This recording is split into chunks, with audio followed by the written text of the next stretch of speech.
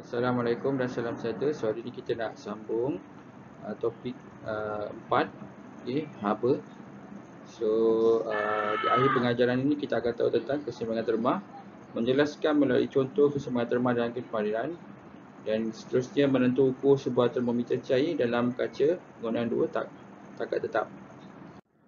Kita tengok situasi yang pertama. Kat sini ada kopi So kopi yang panas, dan kat sini ada sudu yang sejuk. So didapati sampai satu tahap suhu di kopi ni akan berkurangan, dan bila kita pegang sudu ni rasa panas sedikit. So kenapa? Seterusnya kita akan tengok mengapa benda ni berlaku. Kat sini ada satu eksperimen untuk menentukan keseimbangan terma. So kat sini ada termometer, kaki retod.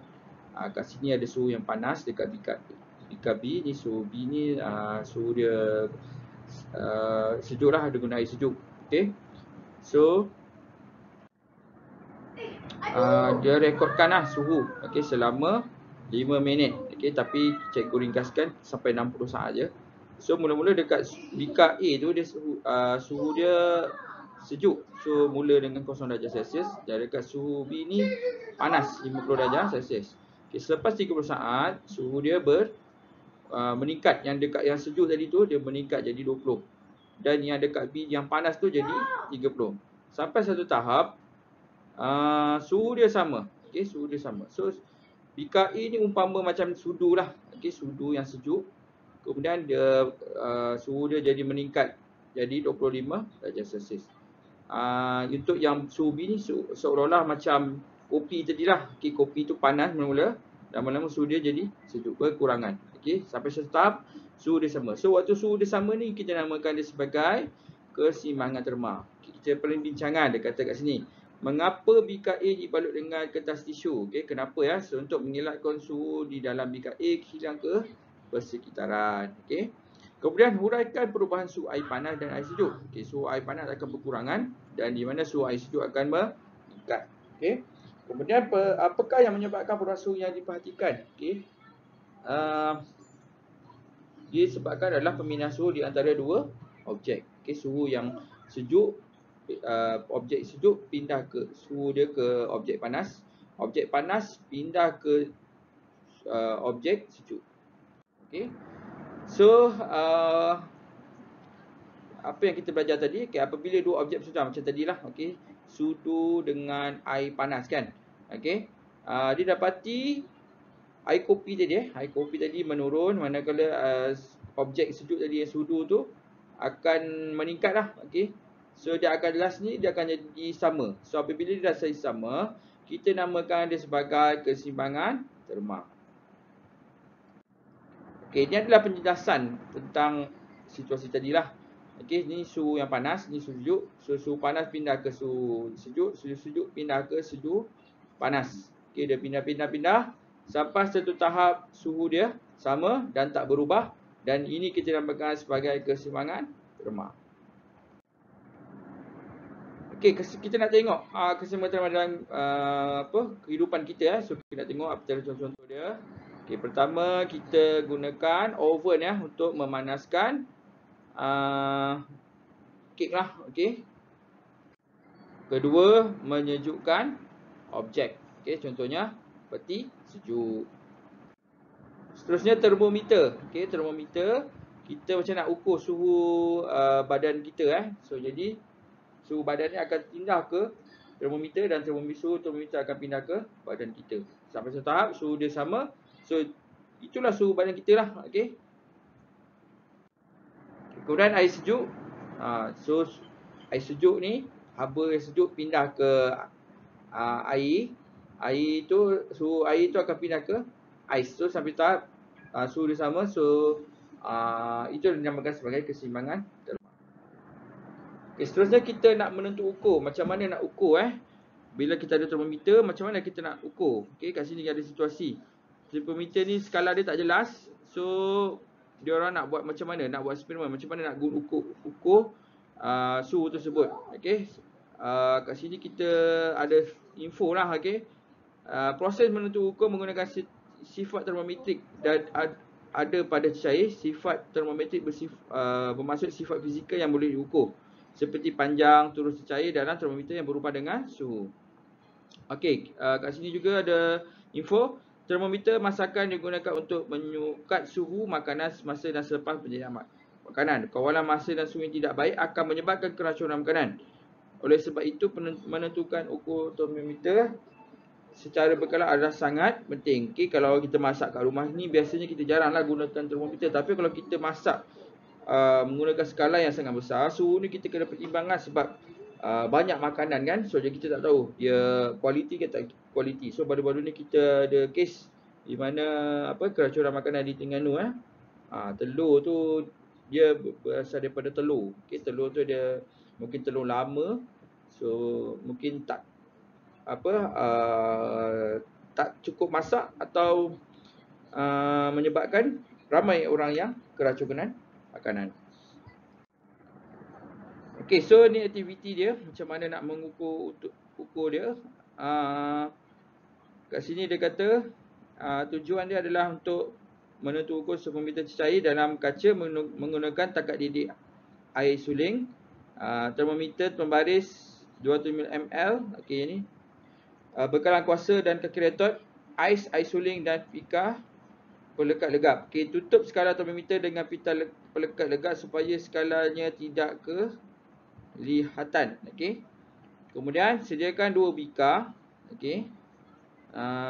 Isi bika A dengan ais. Okey, ni ais. Dia ada dua termometer lah, satu ni, satu ini. Kemudian isi bika B dengan ais suling. Okey, so yang dalam ni dia letak ais suling. Yang ni dia letak ais. Okey. Kemudian masukkan termometer ke dalam bika A, tunggu sehingga paras turun cecair dalam termometer tidak lagi berubah. Okey, so dia panaskan sampai tahap suhu dia tidak berubah. Okey. Suhu dia tidak berubah lah, sampai dia punya takat dia tu tak berubah. So kita nak tahu 1 darjah Celsius tu sampai kat mana dia punya paras dia. Okey, kemudian tandakan paras turun cecair pada batang termometer, labelkan paras ini sebagai 0 darjah Celsius. So dekat ni kita biarkan saja sampai tahap kat sini. So tu kita rekodkan lah. Kemudian kita keluarkan termometer dari bika A dan hidupkan pemanas rendam di dalam bika B. Okey. Okey, apabila air suling di dalam bika B sedang mendidih, masukkan termometer ke dalam bika B. Tunggu sehingga paras turun cecair dalam termometer tidak lagi berubah. Kemudian tandakan paras turun cecair pada termometer, labelkan paras ini pada 100 darjah Celsius. Okey. Kemudian ukur panjang dari 0 hingga ke 100 darjah sebagai L100. Okey. So bila kita dah dapat dah dapat daripada dia punya ni, paras dia ni dah yang tak berubah ni, kita ukur L sebagai L100. Kemudian masukkan termometer yang telah ukur ke dalam aplikasi, tunggu sehingga paras turun cecair tidak lagi berubah. Kemudian kita tandakan sebagai theta. Okey, so theta ni maksudnya kita letak bika C ni, dia bukan ni, dia bukan dalam yang ni, dia dekat ni. Dia maksud bika C ni kita letak dekat bika lain. Okey, sebab kita nak tahu suhu berapa dekat yang bika C tu, berapa suhu dia. Okey, kemudian ukur panjang tanda 0 sehingga theta sebagai L theta. Okey. So ini katakan dia sampai sini, dia berhenti sampai sini. So kita pakai sebagai L theta. So kita gunakan formula theta sama dengan L theta bagi dengan L1 darab dengan 100. Okey. Okey, kat sini ada perbincangan. Okey, dia kata kat sini, mengapakah berbuli termometer tidak boleh menyentuh dasar atau dinding bika semasa membuat pengukuran? Okey, kenapa tak boleh sentuh? Sebab kita takut dia mempengaruhi, dia mengambil suhu di persekitaran dia. Okey, so kalau dia touch dengan lantai, dia akan ambil suhu di lantai juga. Okey, kalau dia tercek kat dinding, dia akan ambil suhu di dinding. Dindingnya ada udara, so dia akan mempengaruhi suhu di dalam termometer. Okey, mengapakah anda perlu menunggu sehingga paras turun cecair dalam termometer tidak lagi berubah sebelum membuat tanda pada? Okey, kenapa kita tunggu sampai dia berhenti baru kita ukur? Okey, sebab kita nak tahu dia punya keseimbangan terma dia sampai berapa. Contoh masa 100 ni, dia dah sampai 100, dia dah tak akan berubah, dia akan sama je, tetap di 100 darjah Celsius. So jadi waktu ni lah kita keseimbangan terma berlaku. Tu takat didih dia L100. Atau dekat yang kat sini takat beku, dia tak bergerak. So ini kita namakan sebagai takat beku. Okey. Yang ini dia berhenti sampai theta, tak tahu berapa panjang dekat bikasi tu. So dia punya suhu kita tak tahu. So ini sama dengan keseimbangan terma dia.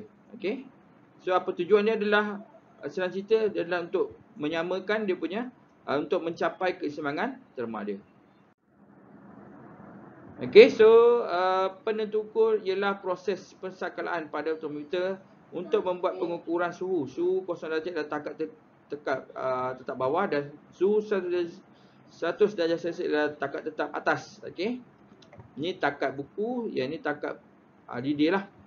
Panjang turun cecair dalam termometer antara takat tetap bawah dengan takat tetap atas perlu dibahagikan kepada 100 bahagian. Okey.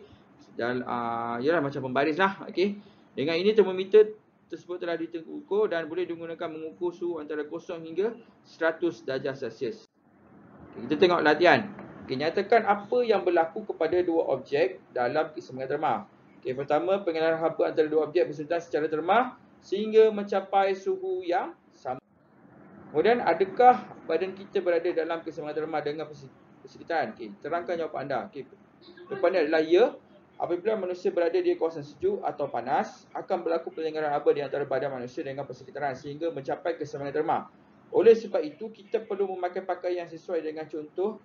Sebagai contoh, bila sejuk kita pakai baju tebal atau atau sweater, atau apabila cuaca panas kita pakai nipis atau kita pakai baju cotton atau microfiber untuk kita sesuaikan dengan suhu persekitaran kita. Okey. So tak boleh lah bila waktu panas kita pakai baju tebal, so kita akan rasa badan kita panas dan berpeluh. Sama juga bila sejuk, kalau kita pakai baju nipis, kita akan rasa sejuk lah, sesuai. Okey, seterusnya soalan nombor 3, Aisyah menggunakan sebuah termometer makmal yang tidak berskala untuk menentukan suhu bagi suatu larutan, theta. Beliau mendapati panjang turun cecair dalam termometer apabila termometer dimasukkan dalam larutan tersebut adalah seperti yang ditunjukkan dalam rajah 4.6. Hitung suhu larutan. Okay, so kita guna formula L theta bagi dengan L 100 darab dengan 100 darjah Celsius. 4 bagi dengan 12 darab 100. Okay, so mana L theta ni sini sampai sini 4. Okay, so 4 bahagi dengan L 100 dia. Ni panjang dia 100, so letak panjang dia 12. Okay, so 12. Okay, so jadi 4 bagi 12 dari 100, so dapatlah 33.3. Okay, so selamat membuat latihan dan nota ya. So dah siap, boleh hantarlah.